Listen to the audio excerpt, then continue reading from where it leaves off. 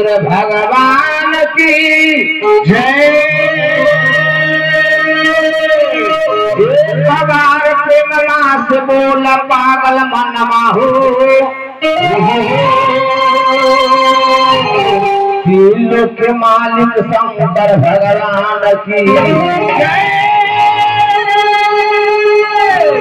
जग जननी जगदम्बा मैया की जय।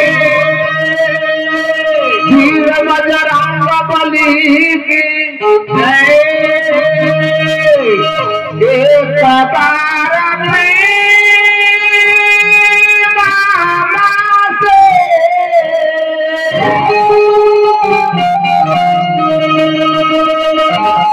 बोला पागल मनमा,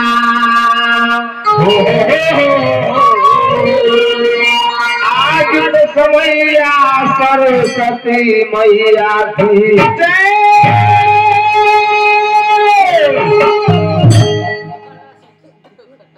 जयंती मंगला काली भद्र काली कपालिनी,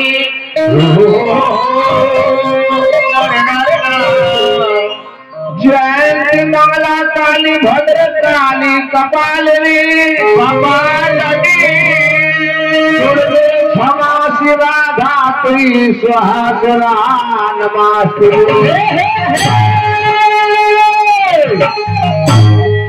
जय गणेश मंगल करण विघ्न हरण गणराज, एक दंत करी बड़ बदना सीध करे नमस्कार। समय पंगा भक्त जाति गणेश भगवान के दरबार में गणेश जी से पहले कि आई आई गणेश जी, गणेश जी हमारा मंडली के लाज बचाई, बीच सभा में बोलाई रे बाबा आके लाज बचाई।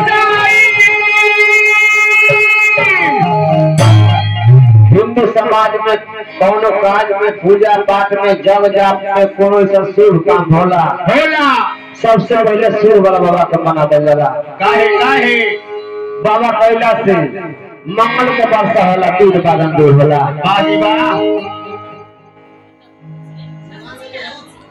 एगो रही अल्लाह एगो पर्पण होला, अपना अपना समझ आवे के चाहिए। जेकरा समझ में बा उत्तर समाज रख दी, जेकरा समझ में नहीं थे गोबरो भर दी। एगो मार्केट में एगो ले रहा बड़ा हलचल मचले, करिश्मा टक्कर के ले रहा है कि हम तो तार गई हो सुंदर बार पहनी हो, अपना पियारा के पास के सवार गई हो।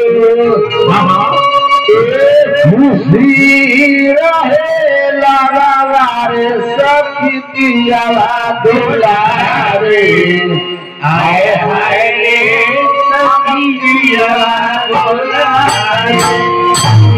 के सारा लोग कि हम हो हार करिले हो बारंबार करिले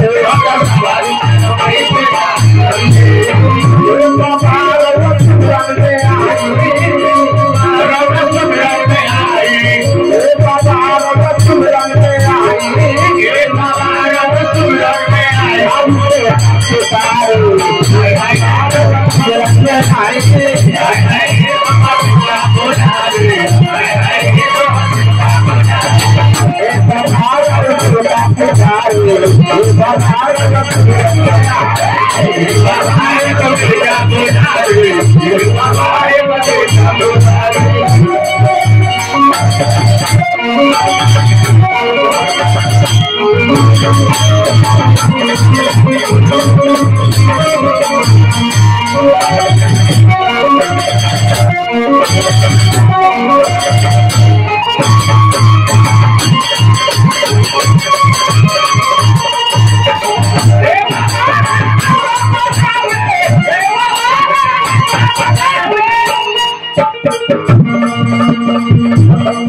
चाहिए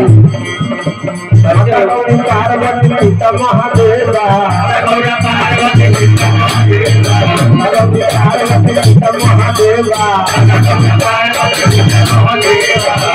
सवारी रैया सवारी रैया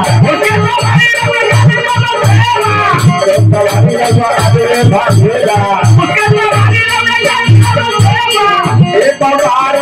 रंग में आई रंग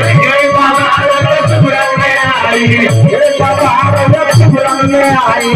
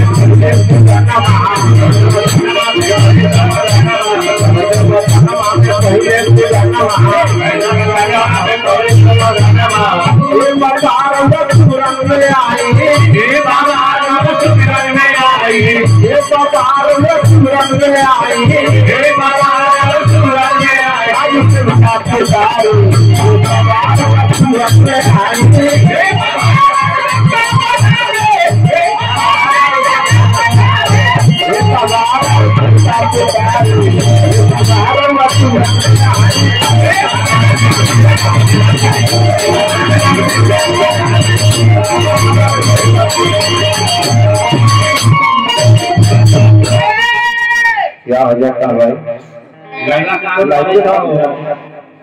ऑपरेटर साहब तो कौन बा सामान